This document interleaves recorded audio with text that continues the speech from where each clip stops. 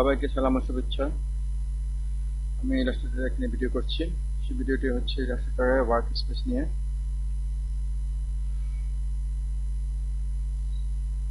Work space হচ্ছে এখানে file menu আছে, টুলবার আছে, সাব টুলবার অথবা কন্ট্রোল বার আছে, প্লেট আছে, নানা রকম কাজের নানা রকম প্লেট আছে, কালারের জন্য কালার প্লেট আছে, সিম্বল, সার্চ, গার্ডিয়ান ইত্যাদি।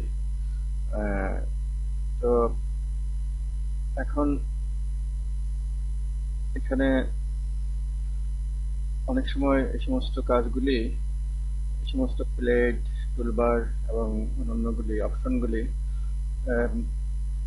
তো আমার কাজের অনুপাতে সাজানো থাকে না, কারণ কাজের অনুসারে এখান থেকে উইন্ডোজ থেকে খুঁজে খুঁজে নিতে হয়, উইন্ডো থেকে খুঁজে খুঁজে নিতে হয়। এখন এক এক কাজের এক এক রকম মানে ওয়ার্ক স্পেস দরকার হয়, তখন সেভাবে সাজায় নিতে কিছু সময় যায়। যদি আমি আমার কাজ অনুসারে সেই ওয়ার্ক স্পেসটা সাজানো থাকে আগে থেকে, একটা ক্লিকে যদি সে চলে আসে তাহলে আমাদের কাজের জন্য সুবিধা হয়। যেরকম এখানে উইন্ডোর মধ্যে উইন্ডো ওয়ার্ক স্পেসের মধ্যে অনেকগুলো ওয়ার্ক স্পেসের সামনে দেওয়া থাকে। আপনি চাইলে নতুন নিউ ওয়ার্ক স্পেস তৈরি করে নিতে পারেন আপনার প্রয়োজন অনুসারে। ধরুন আমি আমার কাজের জন্য এখানে কালার দরকার, এটা আছে, এখানে সস দরকার, গার্ডিয়ান দরকার আছে, ব্রাশ দরকার, সিম্বল দরকার আছে। এখন আমার দরকার এখন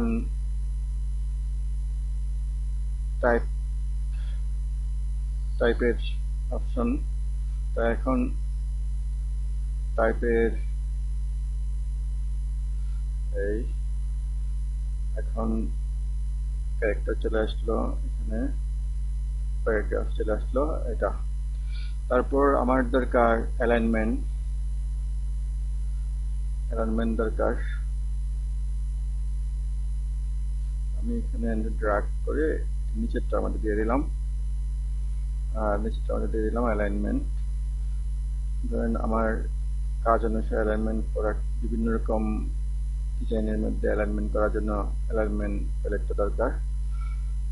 তো আমার দরকার ট্রান্সফর্ম পাথফাইন্ডার হিসেবে। তো এখন পাথফাইন্ডারটা খুঁজে নেই, এই পাথফাইন্ডারটা নিয়ে এনে ড্র্যাগ করে আমি এখানে অ্যালাইনমেন্টের পরে রাখি পাথফাইন্ডার। ধরেন আমার আর্টবোর্ডটা প্রয়োজন নেই, আর্টবোর্ডটা ড্র্যাগ করে বের করে আমি কেটে দিই।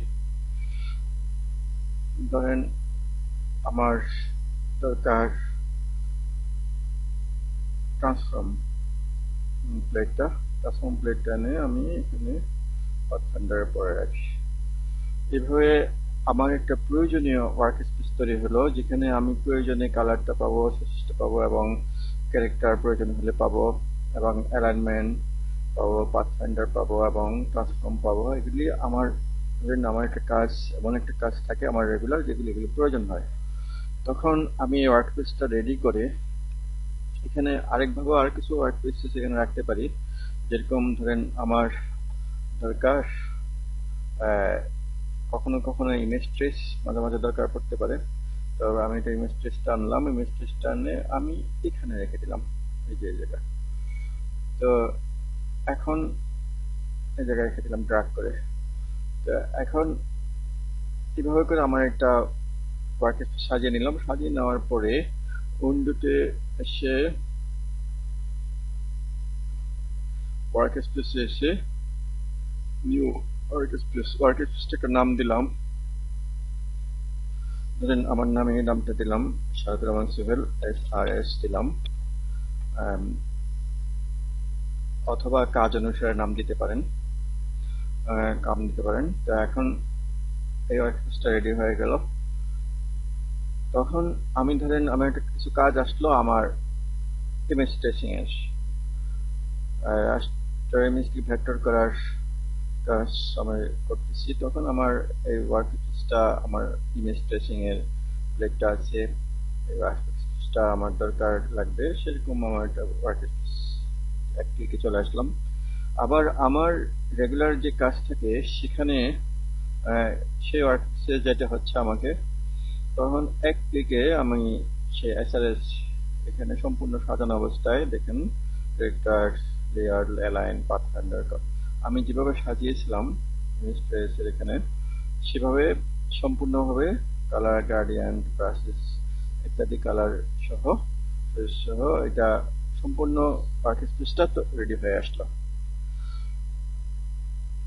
তাহলে আমরা এক ক্লিকে আমার প্রয়োজন মতো পুরা ওয়ার্ক স্পেসটা রেডি হয়ে গেল, সেই অনুযায়ী আমি কাজ করতে পারলাম। আবার সাজাতে হলো না, সহজ করে আমার কাছে উপস্থাপন হলো আমার প্রয়োজন অনুসারে। তাহলে এটা আমাদের কাজের জন্য সুবিধাজনক হবে। আশা করি এই ভিডিওটা আপনার জন্য কাজে আসবে। সবাইকে ধন্যবাদ।